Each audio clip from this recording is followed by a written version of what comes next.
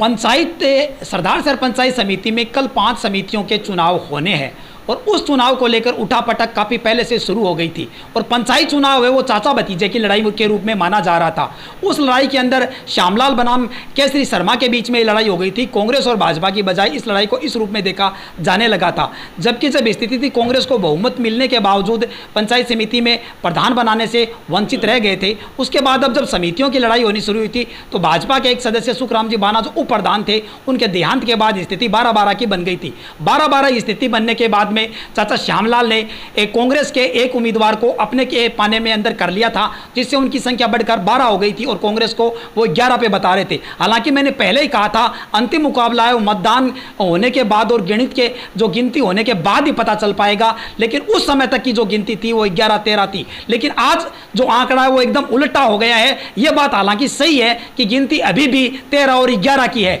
लेकिन अब स्थिति है वो जो है वो एकदम उलट हो गई है और कांग्रेस ने बड़ा उलटफेर कर दिया है और कांग्रेस ने अपनी संख्या बढ़ाते हुए 13 की संख्या कर ली है और भाजपा को 11 पे लाके दिया है। जब हॉर्स ट्रेडिंग की बात हुई थी तो उस मामले में कांग्रेस भी कहीं पीछे रहने वाली नहीं थी।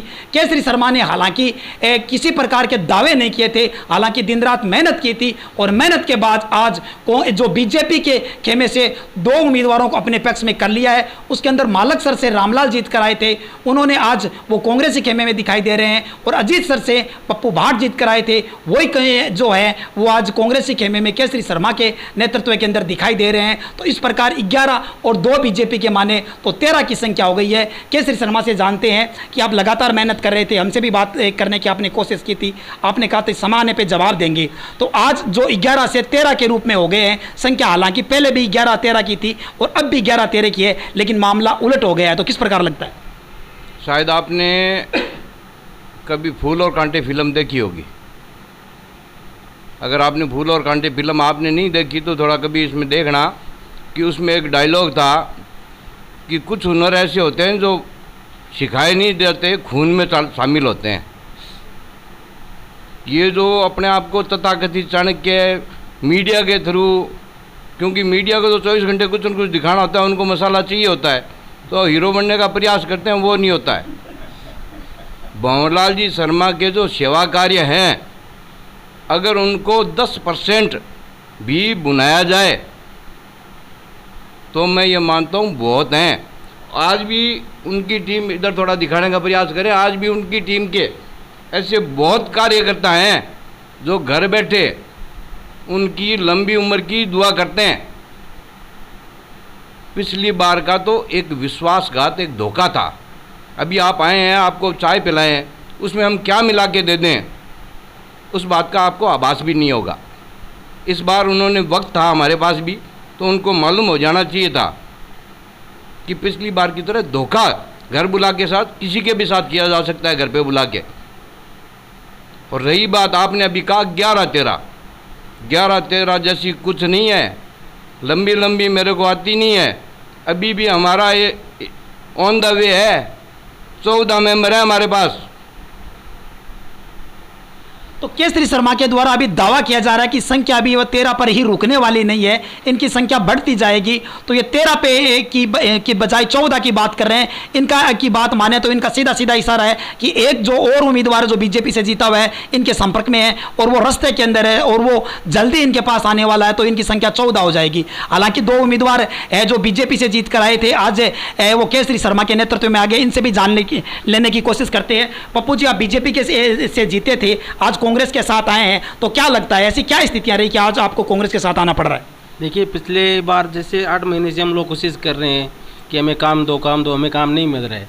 लोगों ने हमें वोट दे के इसी वजह से यहाँ पहुँचाया था कि हमारे काम हो, लेकिन अभी तक ऐसा कुछ नहीं हुआ है। हर बार हमें यही बोला जाता है कि प्लान जुड़ चुके हैं, प्लान जुड़ने वाले, अभी तक ऐसा कुछ भी नहीं हुआ। इसलिए माननीय श्री ये भंवरलाल जी विधायक साहब ने हमें ये आश्वासन दिया है कि जो भी काम होगा आपका क्लियर होगा, आप जो बोलोगे वो काम होगा आपकी पंचायत में। इसलिए हमने केसरी शर्मा जी के नेतृत्व में आ गए। तो मधुसूदन राजपुरोहित के नेतृत्व में जो पंचायत समिति लग रही है उससे आप जो चल रही है उससे आप संतुष्ट नहीं है, आपके काम नहीं हो रहे हैं, आपको वहाँ पे सुना नहीं जा रहा है, तो इससे परेशान होकर आज आप केसरी शर्मा और विधायक भंवरलाल शर्मा के नेतृत्व में कांग्रेस की पाने की हो रहे हैं? बिल्कुल, हमें ऐसा कुछ मिला ही नहीं है अभी तक। 8 महीने से ऐसा कुछ नहीं मिला है हमें। हमें जब वोट किए प्रधान बनाया गया तो उस टाइम बनाया कि बीजेपी का प्रधान बनाया, लेकिन अभी तक प्रधान जी भी यही बोल रहे हैं कि हम कांग्रेस ही है। जब ये कांग्रेस ही है तो ये कांग्रेस, हमने जो ओरिजिनल कांग्रेस थी उसको ज्वाइन कर लिया है, हमें उसमें कोई दिक्कत नहीं है। तो आपको लगता है कि आप जो जनता से आपने जो विकास के बाद वादे किए थे वो वहाँ पे पूरे होते हुए नहीं दिखाई दे रहे, अब वो विकास के वादे हैं वो पूरे कर पाएंगे? बिल्कुल ऐसा कुछ नहीं मिला है, हमें आज तक 8 महीने से ऐसा कुछ मिला ही नहीं है। हर बार हमें ये बोला जाता है हो जाएगा, ऐसा कुछ हुआ ही नहीं आज तक। तो जनता से किए गए विकास के वादे पूरे नहीं होने की वजह से इनका कहना है कि वहाँ हमारी सुनी नहीं जा रही थी, इसलिए हम आए हैं। रामलाल जी है जो मालक सर से जीत कर आए हैं बीजेपी से, आपका क्या कारण रहा है कि आप जो है बीजेपी छोड़कर आज केसरी शर्मा और विधायक भंवरलाल शर्मा के नेतृत्व में कांग्रेस में आ गए? सर 8-9 महीना हो गए चुनाव, हमने कुछ पूछताछ नहीं की और कोई काम बोला था वो काम हमको सिद्ध नहीं किया। हम वहाँ पे 16 तारीख को मीटिंग थी, तब हम वहाँ गए थे और हमको कोई पूछते भी नहीं है। कुल मिलाकर अनसुनी और अनदेखी की वजह से इनका कहना है कि हमें ना तो पूछा जाता है ना कुछ हमारी सुनी जाती है। जनता से विकास के वादे कर कोई भी उम्मीदवार वो आता है तो इनकी नहीं सुनी जाने की वजह से खिन्न होकर ये आ गए हैं। हालांकि एक आता है या ज़्यादा आते हैं, कौन आते हैं ये अंतिम समय जब तक जो परिणाम है वो घोषित नहीं हो जाएं, क्योंकि मैं लगातार कहता आ रहा हूँ कि राजनीति वो अनिश्चितताओं का खेल है, कुछ भी हो सकते हैं। हालांकि केसरी शर्मा ने कहा था कि जो बातें हैं वो जो सीखी जाती है वो खून में होती है। हालांकि हमने श्यामलाल जी की और आपके खून में कोई अंतर नहीं समझा है, तो निश्चित रूप से वो दोनों बातें एक ही है। लेकिन कुल मिलाकर आपने कहा कि धोखा हुआ था, धोखे से वो बन गए हैं, तो अब आपको क्या लगता है कल जो कमेटियों के चुनाव होने वाले हैं उसमें क्या लगता है? मैं आपको एक बात तो ये साबित करना चाहता हूँ कि ये जो मामला है ये मधुसूदन कांग्रेस और केसरी शर्मा कांग्रेस सुना था मैंने। आप किसके खून की लड़ाई करवा रहे हैं पहले तो ये बताएं। आपने अभी जो 2 मिनट पहले बोला था अपने शब्दों को पुनः, आपका मैंने पहले भी इंटरव्यू देखा था, आपने उसमें कहा था कि एक मधुसूदन कांग्रेस है। नहीं लगातार हमने श्यामलाल जी के इंटरव्यू किए तो उन्होंने कहा था कि मेरी लड़ाई है वो विधायक भंवरलाल शर्मा से नहीं है, मेरे भतीजों से। नहीं, कौन किसका पिए उससे मेरे को फर्क नहीं पड़ता, होंगे कोई पिए किसी के, वो एक अलग बात। मैं मधुसूदन जी की बात कर रहा था जी। आपने उनसे बात जो कांग्रेस बताई थी उस मुद्दे पे मैंने कहा था कि साहब वो खून वाली जो बात थी और ऐसा जो आप कह रहे हैं वो थोड़ा अलग। तो कुल मिलाकर चाहे श्यामलाल है वो चाचा भतीजा की लड़ाई मानते होंगे, लेकिन केसरी शर्मा है वो चाचा भतीजा की लड़ाई नहीं मानकर मधुसूदन से अपनी लड़ाई मान रहे हैं। और इनका कहना है कि जो हमने सीखा है वो जो हुआ था वो मधुसूदन के द्वारा हुआ था, न कि श्याम जो खुल के खिलाफ है वो हमें मंजूर है, वो दुश्मन भी हमें मंजूर है जो हमें ललकारे। लेकिन विश्वासघात आज कहीं भी किसी के साथ अगर होता है तो वो किसी युद्ध या किसी उसकी श्रेणी में नहीं आता। धोखा हमेशा धोखा ही होता है। तो इनका कहना है कि मधुसूदन जब चले गए थे तो वो धोखा था, तो निश्चित रूप से अब जो उम्मीदवार जो कांग्रेस से बीजेपी में जा रहे हैं, बीजेपी में कांग्रेस आ रहे हैं, इसको धोखे की श्रेणी में नहीं माना जाएगा? नहीं, अभी चुनाव के लिए तो काफ़ी टाइम पड़ा है। आप इंटरव्यू करते घूम रहे हैं, उस समय आपने सुबह 9 बजे तक किसी का इंटरव्यू करके कुछ ऐसा किया था? आपको किसी ने कहीं बाइट कुछ मिली थी क्या? 4 दिन पहले आपको संदेश मिल रहे हैं। हाँ, अब जो विकास की जो जनता की उम्मीदों के साथ आए हैं उनको जनता को मुंह दिखाना पड़ रहा है। सिर्फ बातों से तो विकास होता नहीं है। पंचायत समिति में 8 महीने हो गए, इनको भी वापस जनता को मुंह दिखाना पड़ रहा है, तो ये निश्चित तौर से तरस तो क्या है।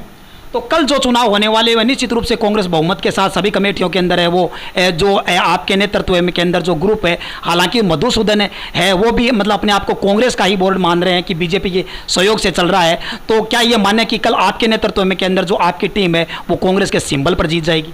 नहीं, अभी 2 मिनट पहले आप ही ने कहा था कि राजनीति है जो क्या है अनिश्चितता का खेल है। कल क्या होगा उसके बारे में तो अभी कुछ नहीं कहा जा। जीत को लेकर आप आश्वस्त नहीं है? जीत के लेके नहीं बात चल रही, अभी चुनाव के लेके संदेह बाजार में क्या चलाए जा रहे हैं कि साहब कई बातें हैं कि लोग स्टे लेने भी गए, पहले से घबराए हुए हैं, वो कोर्ट तक गए हैं कि वहाँ स्टे मिल जाए हमें इस चुनाव पे। ये फैसला कोर्ट को देना है, कोर्ट अपने आप में सर्वोपरि है। लेकिन अगर चुनाव होता है तो जो दिखता हुआ आंकड़ा है वो पूर्ण रूप से आपके पक्ष में दिखाई दे रहा है। 13 के बजाय आपने 14 तक का दावा कर दिया है, तो निश्चित रूप से आपकी जीत लगती है। और आपकी जब कमेटियों के अंदर जीत हो जाती है तो आपके जो उम्मीदवार है जो आपसे उम्मीदें कर रहे हैं उनके द्वारा भी जनता से जो वादे किए गए हैं क्या वो पूरे हो पाएंगे? विकास के मामले में वादों का हमारा ऐसा नाता रहा है कि विकास का तो हमारा सिलसिला रहा है। 7 बार विधायक काट की हंडी 1 बार चढ़ जाती है, 7 बार कोई विधायक नहीं बनाता है। तो इस मामले में जनता को जो हमने आज तक कहा है वो किया है। इस बात का ये सबूत बैठे हैं, अपनी उम्र गाड़ी है सबने, इसीलिए आज इन्हीं के प्रयासों का ये सब योगदान है। तो आपने अभी जो है 13 की बजाय 14 तक का दावा कर दिया, एक सीट पर चुनाव भी होना है, तो वहाँ क्या चल रही है? वहाँ भी आप निश्चित रूप से जाते होंगे, कार्यकर्ताओं का फीडबैक लेते होंगे, तो जो सुखराम जी बाना का क्षेत्र था वहाँ कांग्रेस को किस प्रकार की उम्मीदें लग रही है? वहाँ वो मैंने आपका इंटरव्यू देखा था, उसमें वो तथाकथित कांग्रेस के कुछ लोग कह रहे थे कि हम कांग्रेसी हैं और वहाँ कांग्रेस जीतने नहीं देंगे। मेरे तो उनके कांग्रेसी समझ में नहीं आई कि वो कैसे कांग्रेसी है जो दावे कर रहे थे इंटरव्यू में कि हम कांग्रेसी हैं और कांग्रेस वहाँ जीतने नहीं देंगे। लेकिन निश्चित तौर से वहाँ कांग्रेस जीतेगी। उन्हें अपना हश्र मालूम है कि उनका हश्र क्या होना है। तो निश्चित रूप से जो आपकी जो लगातार बढ़ती संख्या है वो अविश्वास की ओर जा रही है, तो क्या माने कि 2 साल पूरे होते ही है निश्चित रूप से आपके द्वारा अविश्वास प्रस्ताव लेके आया जाएगा? नहीं, इसके बारे में कुछ भी पहले कहना अच्छी बात नहीं है। अविश्वास की जो स्थिति होगी वो आगे अभी वक्त है, क्या होगा क्या नहीं होगा। लेकिन अभी की आज की स्थिति ये बता सकता हूँ, मारवाड़ी में कहावत है गालो गाल में गालो गाल और काटो काट में काटो काट। तो अब स्थिति ये है कि गालो गाल इनने शुरू होगी और बिन काटो काट शुरू होगी है। तो आंकड़ों 14 ताएंगे तो जो को मेरे नज़र में है कि रवाना हो गया वो बताऊँ, बाकी गालो गाल में के आ जा कितना आ जा हरी इच्छा हरी इच्छा। अगर जो कमेटियों पे चुनाव होने वाले हैं वो लगभग सारी कमेटियों पे जब चुनाव हो जाएंगे और आपका जो आंकड़ा है वो बहुमत की ओर रहेगा, अगर आप जीत जाते हैं तो जो आपसे लोग विकास की उम्मीद लगाए बैठे हैं तो उनका विकास किस प्रकार करेंगे? तो आप विश्वास को लेकर जनता को आश्वस्त करें। देखो विकास किस प्रकार क्या, मतलब जो अभी एक मनपानी मोनोपोली जैसा जो सिस्टम चल रहा है, खैर मोनोपोली तो कुछ है ही नहीं क्योंकि उनका काम तो कुछ करने को है नहीं, सिर्फ बातें हैं। उन बातों का तो कोई जवाब है नहीं। और बाकी निश्चित तौर से जनता को हमेशा हमारी रूपरेखा और हमारा जो काम करने की शैली है उससे सारी जनता वाकिफ़ है। उसी रूप में उसी क्रम में उनके विकास जारी रहेंगे। विकास जारी रहेंगे। केसरी जी, मैं आपसे अंतिम सवाल ले लेता हूं कि जो हॉर्स ट्रेडिंग की बात हुई थी, जो कांग्रेस से बीजेपी और बीजेपी कांग्रेस की ओर जाने वाली रही थी, तो बीजेपी के जो उम्मीदवार थे उनको कांग्रेस तक के लाने के अंदर है वो सबसे महत्वपूर्ण योगदान किसका रहा था? और किस प्रकार माना कि ये बीजेपी से संतुष्ट नहीं थे, लेकिन कांग्रेस में इनको संतुष्ट करने में कौन सफल हो पाया? कौन से वो आपके कार्यकर्ता थे? किस प्रकार वो आपकी रही कि ये इनका जो विश्वास है वो आप पे जमा? हॉर्स ट्रेडिंग मतलब क्या होता है? कोई घुड़सवार होता है क्या? मेरी थोड़ी अंग्रेजी कमज़ोर है तो आप थोड़ा बता दें हॉर्स ट्रेडिंग क्या होता है। हमारे पास तो घुड़सवार है ऐसे योद्धा। तो अगर हॉर्स ट्रेडिंग या हॉर्स राइडर जो भी आप क्या होता है मेरे समझ में नहीं आती है। लेकिन ये योद्धा जब तक धोखे से अगर इनको पीठ पे वार करके मारा जाए तो वो तो एक अलग बात है। जब इन्हें ललकारा जाएगा, भंवरलाल शर्मा की टीम कमजोर न थी, न है, न होगी। आप बात जनमत और विश्वास मत की बात कर रहे हैं। जनमत और विश्वास मत लगातार आपको मिलता आ रहा है। मेरा सवाल ये था कि जो आपके साथ जो संख्या थी, आपकी जो संख्या 12 से 11 हो गई थी, अब 11 से 14 प्लस तक की आपकी ओर से दावे किए जा रहे हैं। तो मैं बात विकास की पूछ रहा था कि इनके विकास होंगे, इनके जो विकास को आपके द्वारा विश्वास दिलाया गया था वो किस प्रकार का विश्वास है कि इनके द्वारा जो जनता को विकास के वादे किए थे वो आप द्वारा निश्चित रूप से पूरी करवाए जाएंगे? मैं आपको वही बता रहा था, आप शायद मेरी बात समझ नहीं पाए कि भंवरलाल जी शर्मा की टीम की विकास करने की जो शैली है और कथनी करनी का अंतर नहीं है, इस बात से पूरी तहसील कोई नए नहीं है कि उससे वाकिफ नहीं है कि उन्हें दोबारा समझाना पड़े कि हम क्या करेंगे। उनको अच्छी तरह मालूम है कि विकास में क्या होगा। और रही बात वहाँ से आने की, तो कुछ लोगों ने क्या है, भंवरलाल जी शर्मा की शैली में बोलना वो लटके झटके तो सीख लिए। दिलीप कुमार नहीं रहे, उनकी नकल करने वाले अभिनेता तो कई हैं, लेकिन दिलीप कुमार सारे नहीं बन सकते। इसी तरह भंवरलाल जी की नकल तो बहुत जने कर रहे हैं, न तो उनकी तरह विकास कर सकते और उनकी तरह बोल तो सकते हैं कि आ कर दूं बा कर दूं, लेकिन भंवरलाल जी जो कहते हैं ना ये कर दूंगा तो वो कर दूंगा, वो सिर्फ लारे लप्पे दिए। उसका नतीजा है कि वहाँ से वो आने शुरू हो गए। 8 महीने में उनके कहने पर जनता को उन्होंने वादे किए, उनके नहीं पूरे हुए वादे, तो जनता ने जब उनके कपड़े खींचने शुरू किए तो भाई लोग वहाँ से त्रस्त हो गए और भंवरलाल जी शर्मा और कांग्रेस में अपनी आस्था जताई है।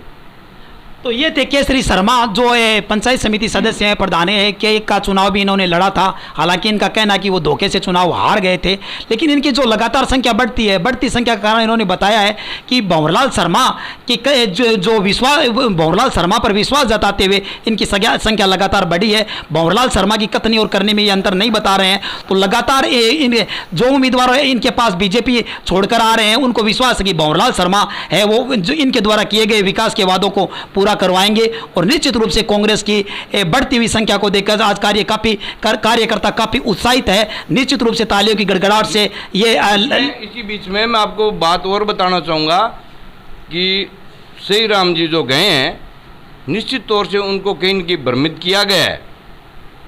और रही बात आजकल में, तो उनका भी आपका कोई बड़ी बात नहीं है कि वो अपने लौट के अपने मूल स्थान पे आ जाएं।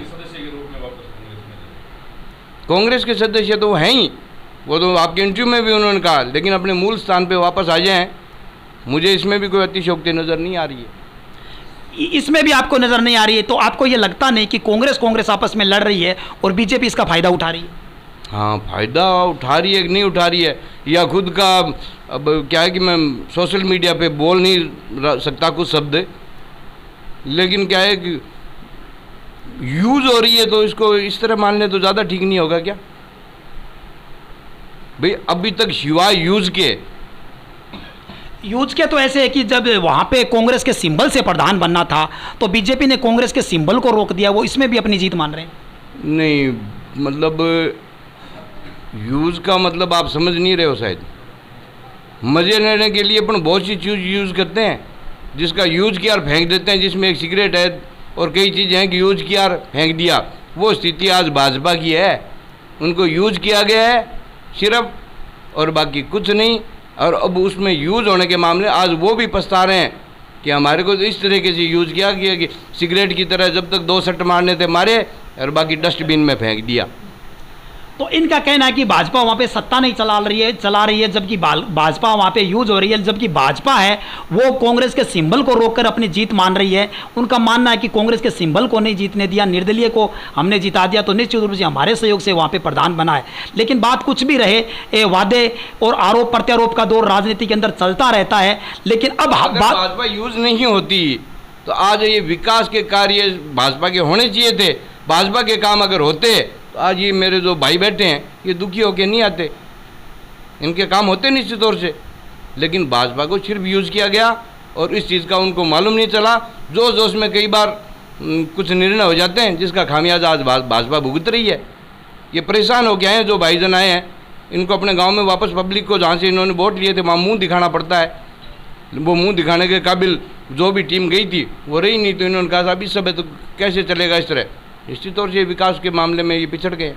तो अगर बात करें सिंबल की तो 2 व्यक्ति है वो कांग्रेस के सिंबल से जीतकर जो है वो निर्दलीय के खेमे में चले गए, और भाजपा से जो जीत कर आए थे 2 व्यक्ति वो कांग्रेस के खेमे में आ गए हैं। तो कुल मिला के उठापटक के मामले के अंदर दोनों ही ग्रुप है वो अपने आप को एक दूसरे से कम नहीं मान रहे हैं, और कांटे की लड़ाई निश्चित रूप से पंचायत समिति के अंदर चल रही है। और आगे जो है ये लड़ाई लगातार बनी रहेगी, क्योंकि आगे उपचुनाव भी होना है। कमेटियों के चुनाव की जो है कल तक अगर किसी प्रकार का स्टे नहीं आता है तो निश्चित रूप से हो जाएंगे। और अगर अब तक के हालात का आकलन करें तो निश्चित रूप से केसरी शर्मा के नेतृत्व के अंदर कांग्रेस का सिंबल है वो पंचायत समिति की सभी कमेटियों पर जीतता हुआ दिखाई दे रहा है। हालांकि अभी भी समय पड़ा है, अंतिम जो निर्णय है वो निर्वाचन आयोग को घोषित करना है। तो कुल मिलाकर उठापटक और कांटे की लड़ाई के अंदर है। जस्ट टाइम की अगर स्थिति का आकलन करें तो केसरी शर्मा ने वो बढ़त बना ली है। तो लगातार इस प्रकार की खबरों को देखने के लिए आप देखते रहिए RKJ।